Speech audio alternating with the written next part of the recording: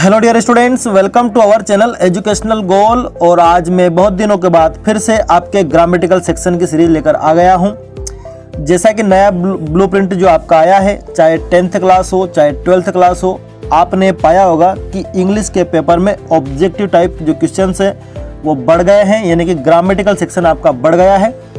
तो ये जो वीडियो है ये चाहे 10th क्लास हो, 11th क्लास हो या 12th क्लास हो, तीनों क्लास के लिए बहुत ज़रूरी है। 12th क्लास के लिए तो बहुत ही ज़्यादा ज़रूरी है, क्योंकि उन्हें 10th, 11th और 12th की जो कंबाइन ग्रामर आती है।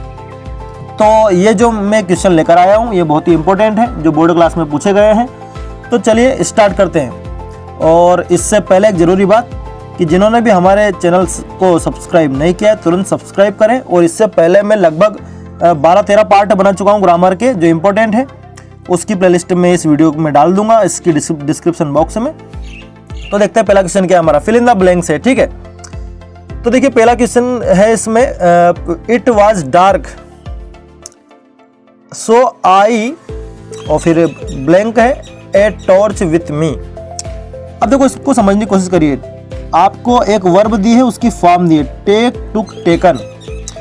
तो आप देख रहे हैं कि शुरुआत में ही वाज आ गया है, इट वाज डार्क, कि अंधेरा था, यानी कि आप समझ गए कि पास्ट का है। और इसलिए आप इसमें जो वर्ब यूज़ करेंगे वो पास्ट इंडेफिनिट के अकॉर्डिंग यूज़ करेंगे। तो हम टेक नहीं लिखेंगे, टुक लिखेंगे। टेकन हम कब लिखते हैं, जब हमारे पास हेल्पिंग वर्ब होती है, आई के बाद हेड होता है ना, तब वो तो है नहीं। तो आई टुक ए टॉर्च विथ मी, ठीक है। तो क्या हो जाएगा कि इट वाज डार्क, अंधेरा था, इसलिए मैंने मेरे साथ क्या रखी, टॉर्च रखी, ठीक है। तो टुक आएगा इसमें पहले वाले में। दूसरा देखिए, खालिस्तान डॉग्स सेल्डम बाइट।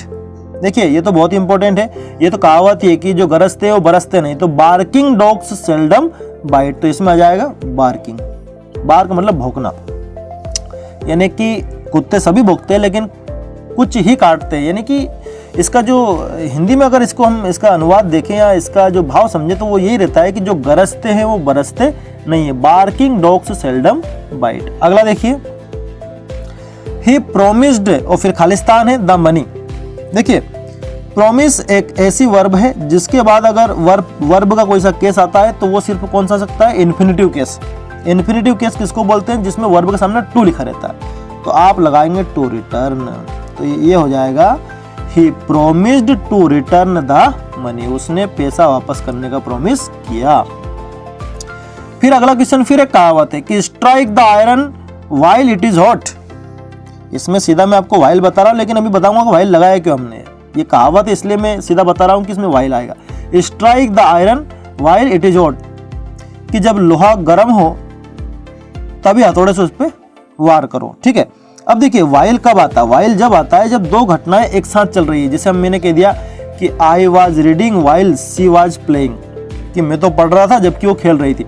तो यानी कि दो घटना एक साथ चल रही, तो ऐसी स्थिति में हम लगाते हैं वाइल। तो हम ये कह रहे हैं कि जब लोहा गर्म है तभी वार करना है, यानी कि इसमें दो घटना एक साथ चल रही है, तो आप वाइल लगाएंगे, ठीक है। आगे देखते हैं, वर्क हार्ड, कठिन मेहनत करो, अन्यथा तुम फेल हो जाओगे। तो इसमें क्या आ जाएगा, आर मतलब अन्यथा, अथवा, ठीक है। तो इसमें तो आर आ ही जाएगा। अगला देखिए, माई ब्रदर इज पर ध्यान दीजिए, my brother is very strong, कि मेरा भाई बहुत मजबूत है, वो उठा सकता है। अब देखो प्रेजेंट का है तो इसमें हम कैन लगाएंगे। हम शक्ति के लिए क्या लगाते हैं, कैन लगाते हैं। अगर वाज होता तो हम कुड लगाते, कुड तो इसमें है ही नहीं वैसे। लेकिन अगर my brother was very strong होता तो फिर हम कैन नहीं लगाते, कुड लगाते, ठीक है। He can lift 80 kg of weight, ठीक है। तो ये पहला क्वेश्चन हो गया। अब अगला देखते हैं, ये देखिए अगला, ये फिर खालिस्तान है। देखिए क्या है, Mohan was very tired, Mohan बहुत थका हुआ था। देखो वाज आ गया, ठीक है। अब जाहिर सी बात है अगला जो सेंटेंस है इसमें हम जो भी वर्ब की फॉर्म लेंगे वो वर्ब की सेकंड फॉर्म होनी चाहिए, पास्ट के अकॉर्डिंग होनी चाहिए। तो देखिए सो ही वेंट, देखो गो दूसरा गो, तो तीसरा वेंट कट गया है, लेकिन आप इसमें क्या लिखेंगे, वेंट लिखेंगे, ठीक है। वो जल्दी सोने के लिए चला गया, मोहन थका हुआ था, वो जल्दी सोने के लिए बिस्तर पर चला गया, ठीक है। अगला है द सन, सूर्य थर्ड पर्सन होता है, ठीक है। राइजेस आ जाएगा इसमें, हमेशा थर्ड पर्सन सिंगुलर के साथ वर्ब में S E S I S लगता है। तो आपको क्या लिखेंगे, rises, the sun rises in the east, कि सूर्य पूर्व दिशा में उगता है। ये एक यूनिवर्सल ट्रूथ है, यानी कि ये प्रेजेंट इंडेफिनिट टेंस का सेंटेंस है। आगे देखते हैं रवि इज, अब रवि इज यानी कि प्रेजेंट कंटिन्यूस चल रहा है तो प्लेइंग लिखेंगे इसमें, ठीक है, रवि इज प्लेइंग फुटबॉल। अगला देखिए माय ब्रदर इज, अब देखिए ए इन द लगाना है, ध्वनि पर जाइए, माय ब्रदर इज खालिस्तान, उसके बाद एस डी ओ ए तो ए स, प्रथम ध्वनि देखो किसकी निकली, स्वर की निकली, तो स्वर होता है, तो स्वर ध्वनि पर हम क्या लगाते हैं, एन लगाते हैं, तो इसमें क्या आएगा, एन आएगा, ठीक है। अगला देखिए mister Das is a rich person, कि मिस्टर दास एक अमीर आदमी है किंतु खुश नहीं है। देखो दोनों भावों में कंट्रास्ट है, अमीर भी है लेकिन खुश भी नहीं है, तो हम लगाएंगे बट। जब भी दो बातों में विरोध होता है हम बट लगाते हैं, ठीक है। अगला देखिए वी खालिस्तान obey the rules of the road, कि हमें रोड के नियमों का या यातायात के नियमों का पालन करना चाहिए। मस्ट, ये एक ऐसी अनिवार्यता है जो हमें करना ही चाहिए, इसलिए हम क्या लगाएंगे इसमें, मस्ट लगाएंगे, ठीक है।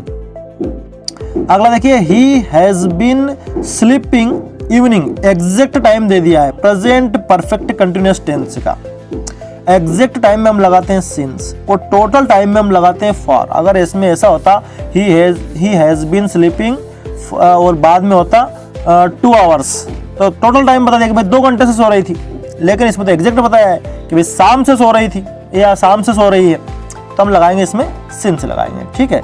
आगे बढ़ते हैं, अब डू इज डायरेक्टेड है, तो देखिए पहला वाला जो क्वेश्चन दिया है hobby my games playing is, इसको आपको रीअरेंज करना है और एक सेंटेंस ऐसा बनाना है इसका कुछ अर्थ निकले। तो देखो क्या बनेगा, playing games is my hobby, कि खेल खेलना मेरी हॉबी है, तो क्या बना, playing games is my hobby. देखो ये क्या है, प्रैक्टिस से आते हैं, हमें सब्जेक्ट की तलाश होती है, उससे पहले और क्या दे रखा है, क्या एडजेक्टिव दे रखा है क्या, तो उसको भी देखना पड़ता है, तो सब प्रैक्टिस से आएंगे। तो अर्थ निकालना जरूरी है कि playing games is my hobby, तो क्या अर्थ निकल गया इसका, कि खेल खेलना मेरी आदत है या हॉबी है। अगला देखिए he is lazy, he is very lazy, he can not go for a morning walk. देखिए आपको सो और डेट से इसको कंबाइन करना है, सो का लगता है जहां वेरी होता है, यानी कि वेरी हटेगा, तो क्या बना, ही इज सो लेजी, और फिर लगाना है डेट, और दूसरे वाले सेंटेंस को हमें ऐसा का ऐसा ही रख देना। तो क्या बना, he is so lazy that he can not go for a morning walk. अब बीच में आपको कोई फुल स्टॉप नहीं लगाना, पूरा एक सेंटेंस रहेगा, ठीक है, क्योंकि जोड़ना ही था सो डेट से। अगला देखिए he does his duty, negative में बदलना है।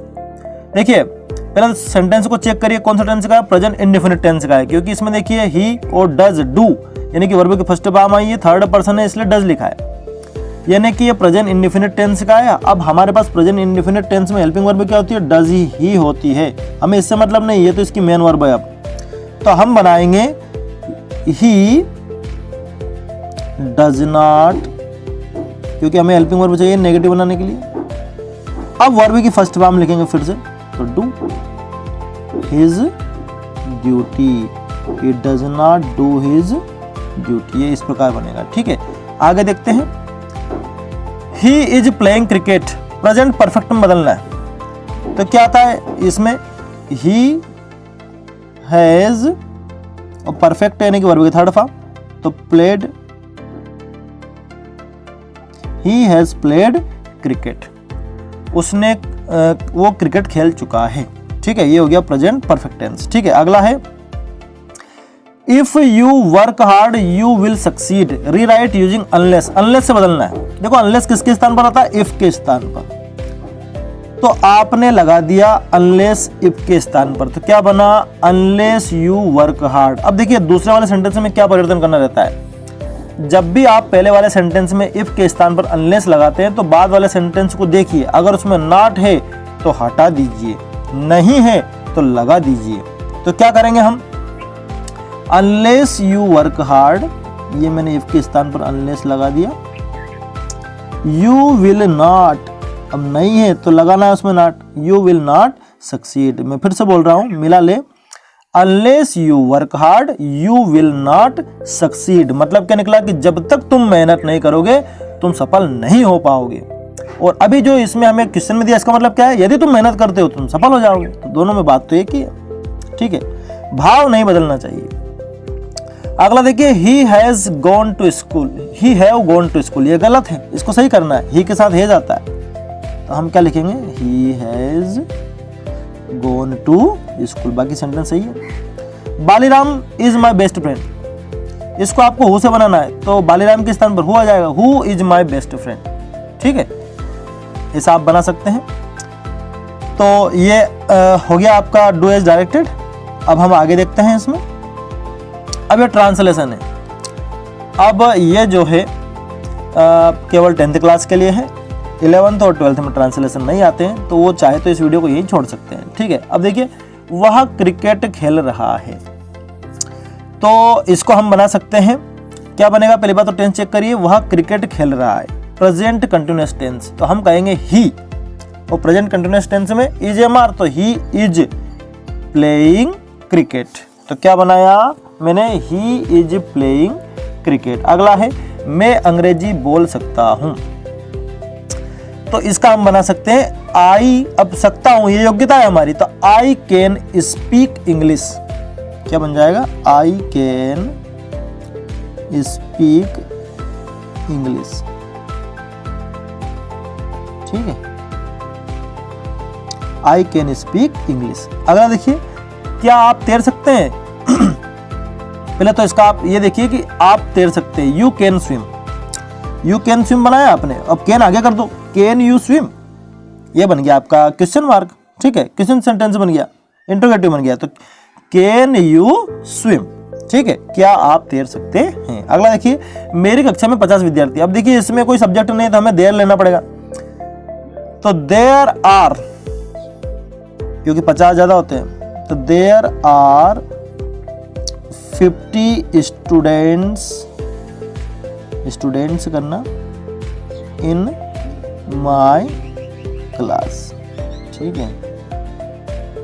अगला देखिए, राम और श्याम मित्र है, Ram and Shyam are friends, हम कई बार क्या करते हैं, Ram and Shyam is friend कर देते हैं, तो हमें पूरा देखना है। देखो दो भी हो गए अगर इंग्लिश में तो सीधा प्लूरल बना है, तो राम एंड श्याम दो हो गए तो आर लगाना पड़ेगा, राम एंड श्याम आर, और फिर फ्रेंड नहीं फ्रेंड्स, ठीक है।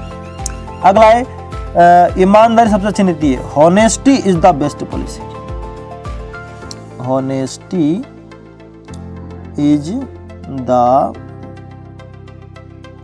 बेस्ट पॉलिसी, ठीक है।